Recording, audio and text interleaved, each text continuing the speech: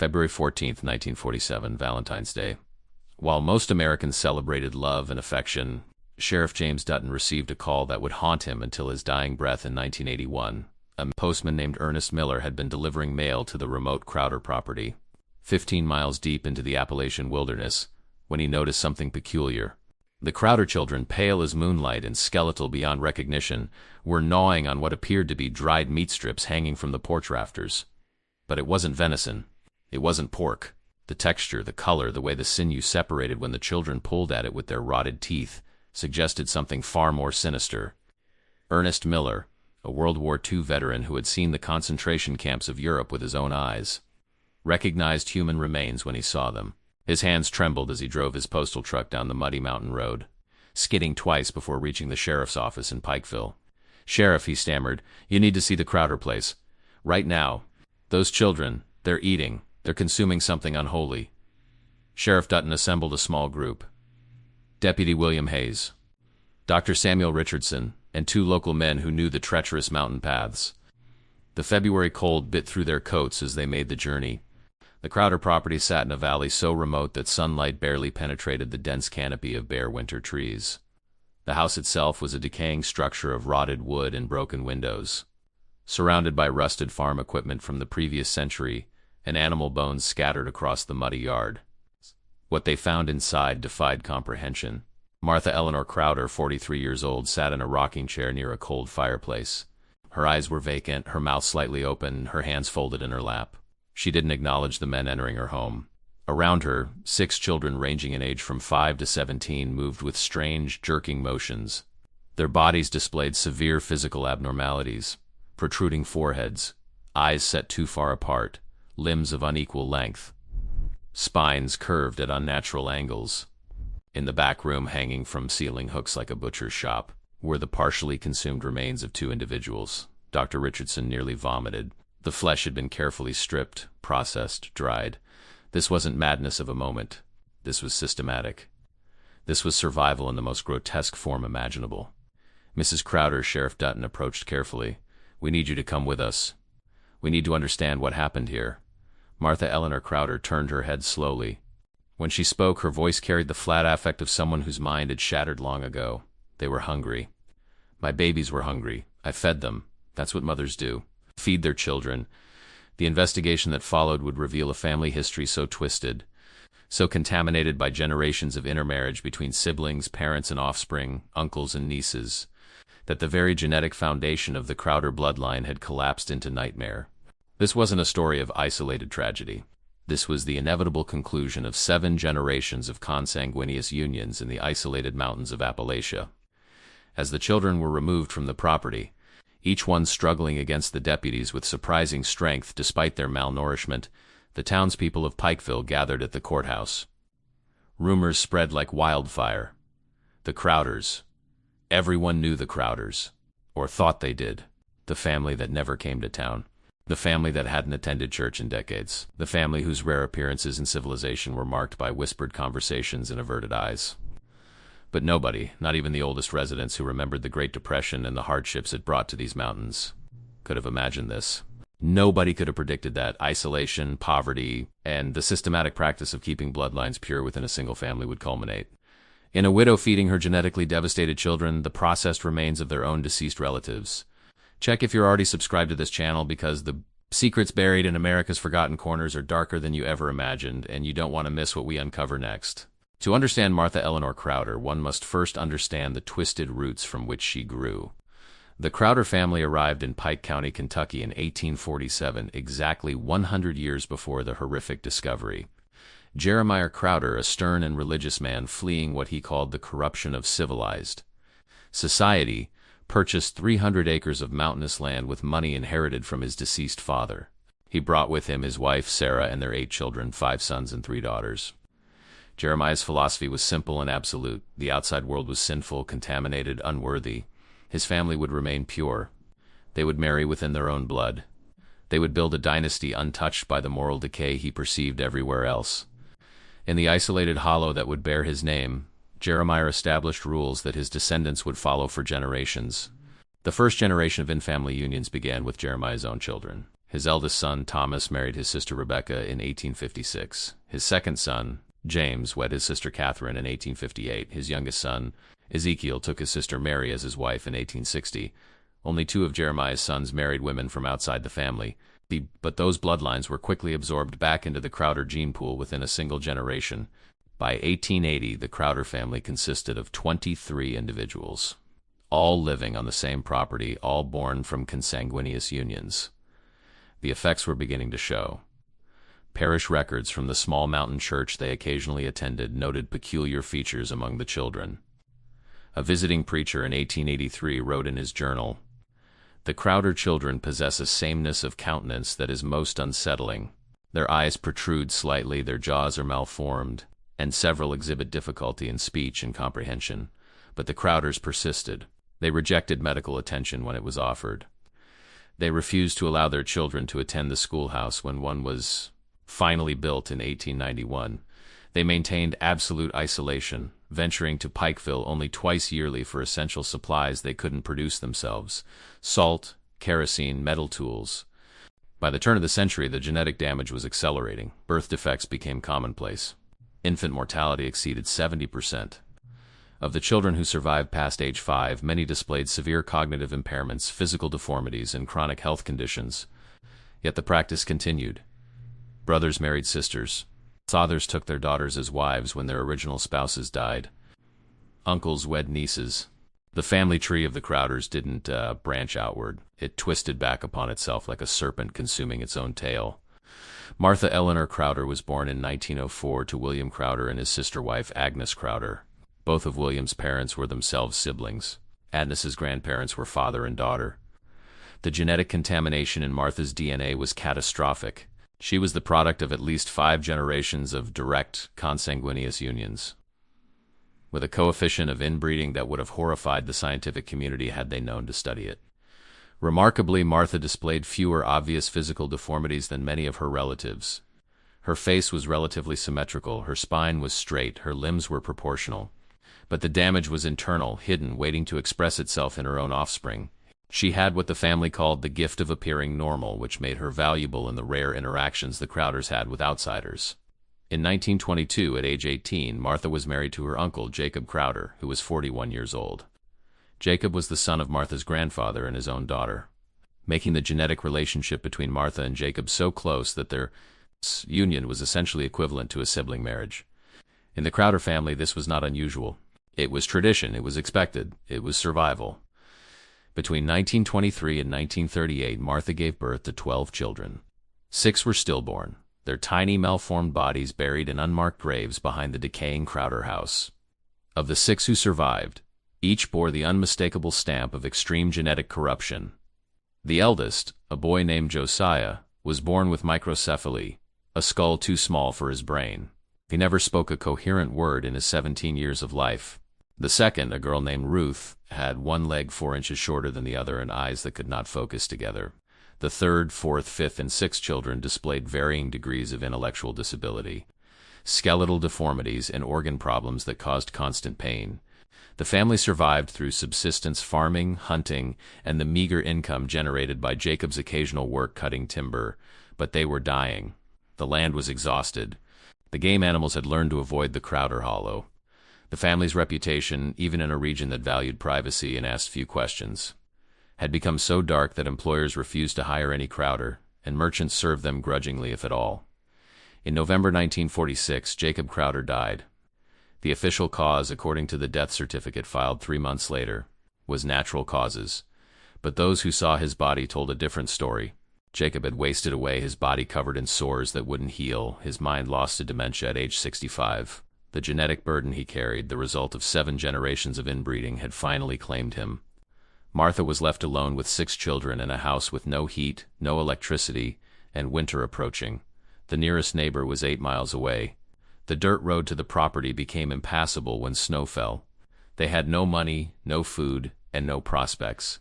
Martha Eleanor Crowder, a woman whose mind had been shaped by generations of isolation and whose understanding of morality had been twisted by the only family structure she'd ever known, made a decision that would define her place in history.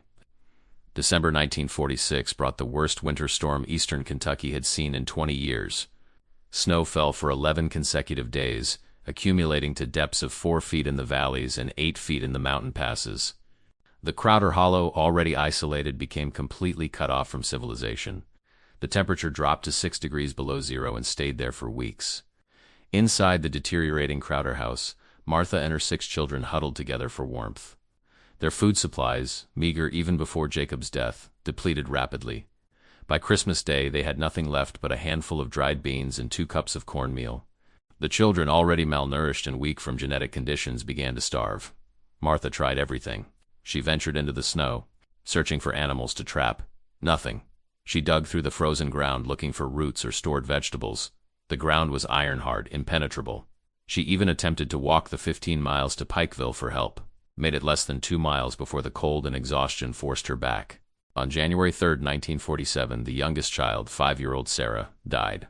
Her small body, already weakened by congenital heart defects caused by inbreeding, simply couldn't survive the starvation and cold. Martha wrapped her in a blanket and placed her in the unheated back room where the freezing temperatures preserved the remains. 4 days later, 9-year-old Benjamin died. Then 12-year-old Esther. The house became a tomb. Martha, her mind fracturing under the weight of grief, isolation, and desperation, sat beside the bodies of her children and made a calculation that should never exist in any human consciousness. The anthropological concept of survival cannibalism exists in documented cases throughout human history. The Donner Party in 1846, the Uruguayan rugby team in 1972, isolated incidents during wars and famines.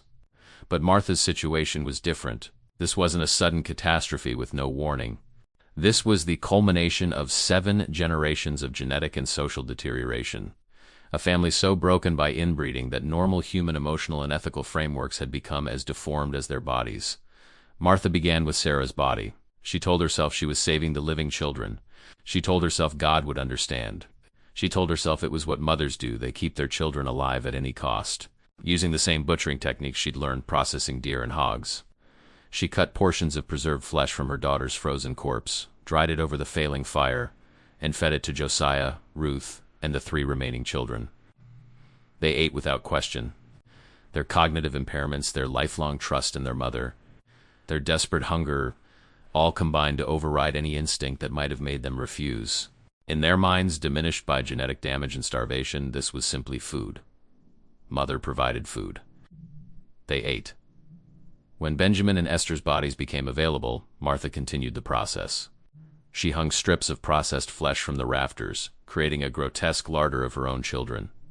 The remaining family members, 5 now including Martha, survived on this unspeakable sustenance through January and into February.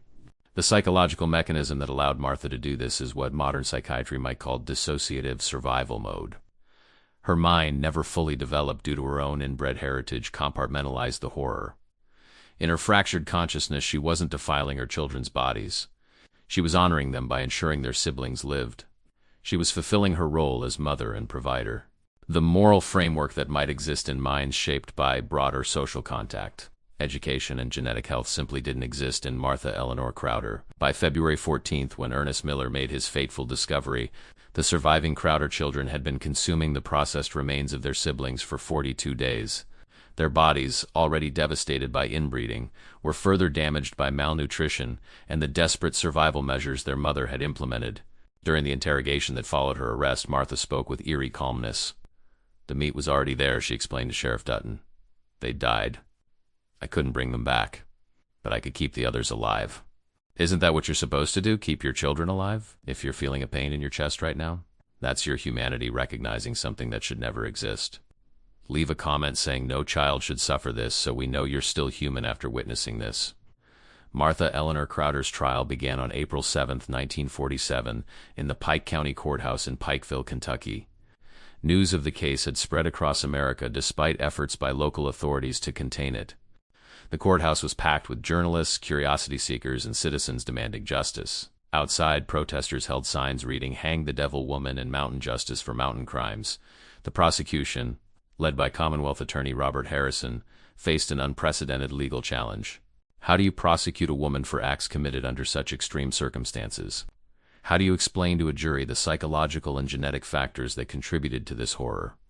The Commonwealth charged Martha with desecration of human remains, failure to report deaths, and child endangerment.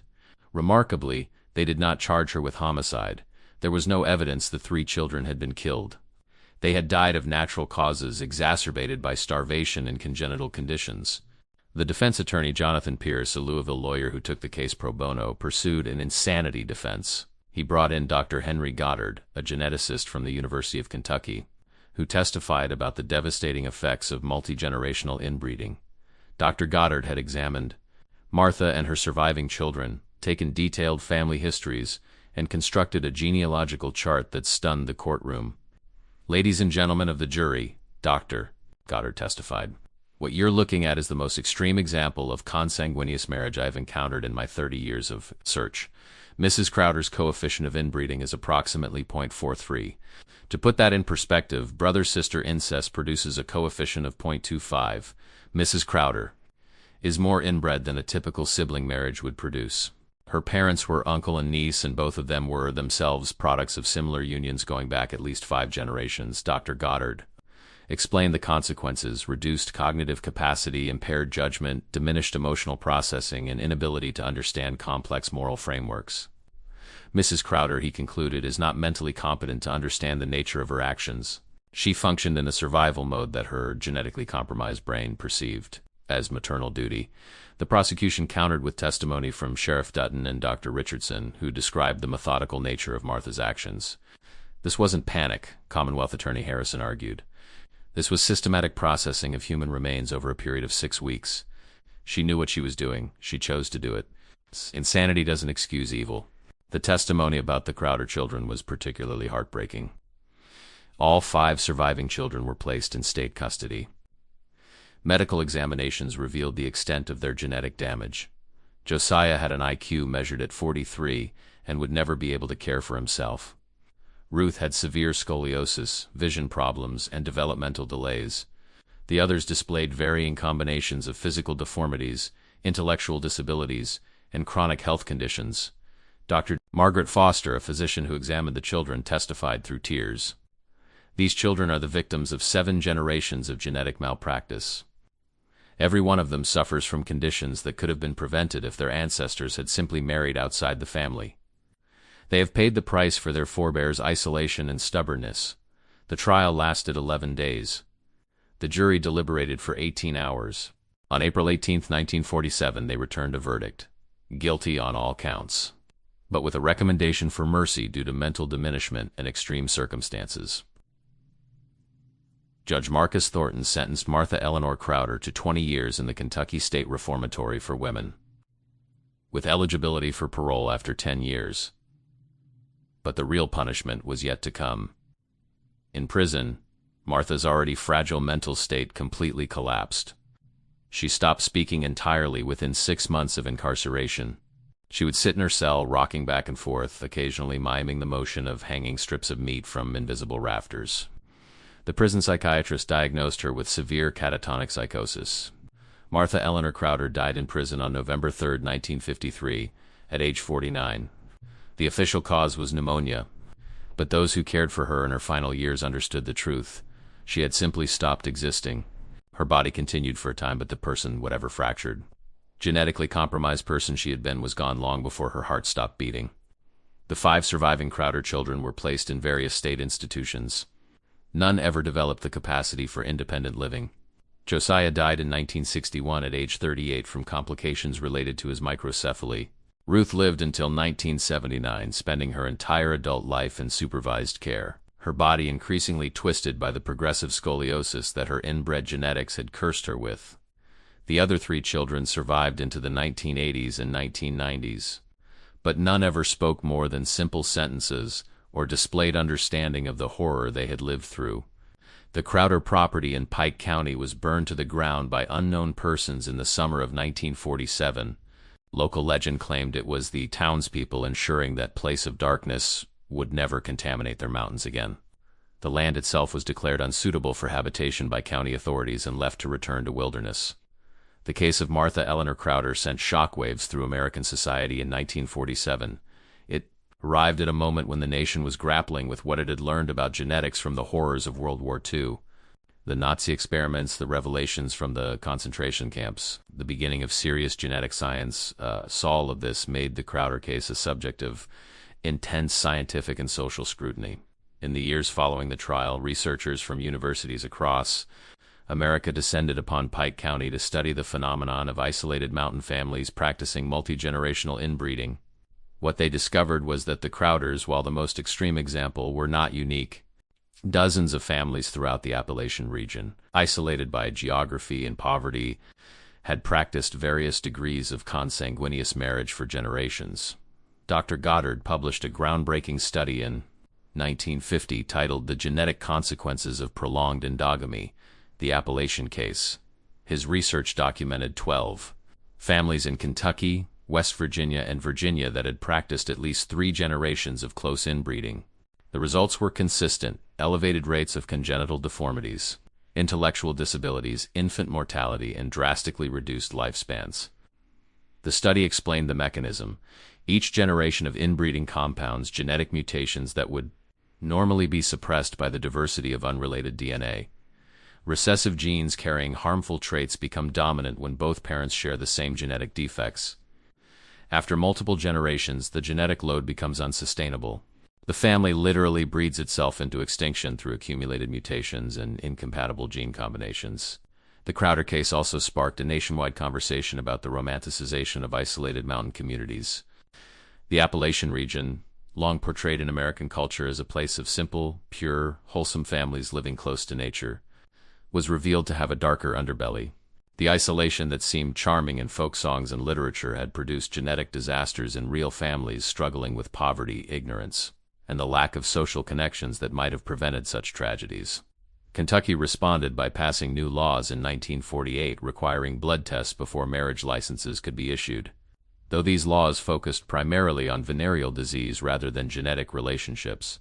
More importantly, the state expanded its rural health programs, ensuring that even the most isolated mountain communities had access to basic medical care and education. The psychological impact of the Crowder case extended far beyond genetics. Psychiatrists began studying the effects of extreme isolation on moral development and decision-making. Martha's actions, while horrifying, revealed something profound about human psychology. Without social connections, without external moral frameworks, without the corrective influence of community, even basic ethical instincts can become distorted beyond recognition. Dr. Eleanor Whitmore, a psychiatrist who reviewed Martha's case in 1955, wrote, "We must understand that Mrs. Crowder was not evil in any conventional sense. She was the product of a systematic breaking down of human consciousness across multiple generations. Her family had isolated itself so thoroughly, had damaged itself so completely through inbreeding, that the basic architecture of human morality had collapsed. She did what she did not, despite being a mother, but because she was a mother whose mind had been shaped by genetics and environment into something we can barely comprehend." The 5 Crowder children who survived became subjects of lifelong study. Medical researchers tracked their health, their development, and their struggles. Every one of them suffered from multiple genetic conditions. Every one of them required permanent institutional care. Every one of them represented the ultimate cost of isolation and consanguinity. In 1967, a young geneticist named Dr. Sarah Chun published a paper using the Crowder family genealogy to model the mathematical progression of genetic collapse. Her work demonstrated that after 5 generations of sibling-level inbreeding, a family's genetic viability approaches 0. The Crowders had exceeded this threshold. They had pushed human biology beyond its breaking point. The property in Pike County remains empty to this day. The hollow where the Crowder house once stood is overgrown with trees and brush. Occasionally, curiosity seekers attempt to find the location, but locals refuse to provide directions. "Let it be forgotten," one elderly Pikeville resident said in 1995.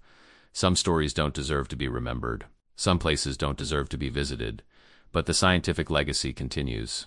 The Crowder case appears in genetics textbooks as a cautionary example of the dangers of inbreeding.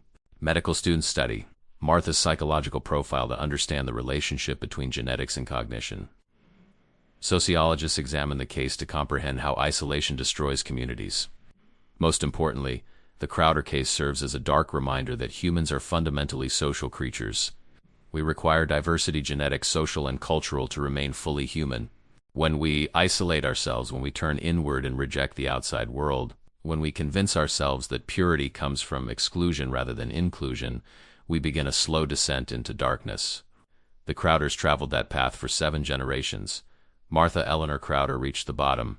The last official record of anyone connected to the Crowder family came in 1994, when the youngest surviving child, a woman named Naomi Crowder, died in a Kentucky state facility at age 62.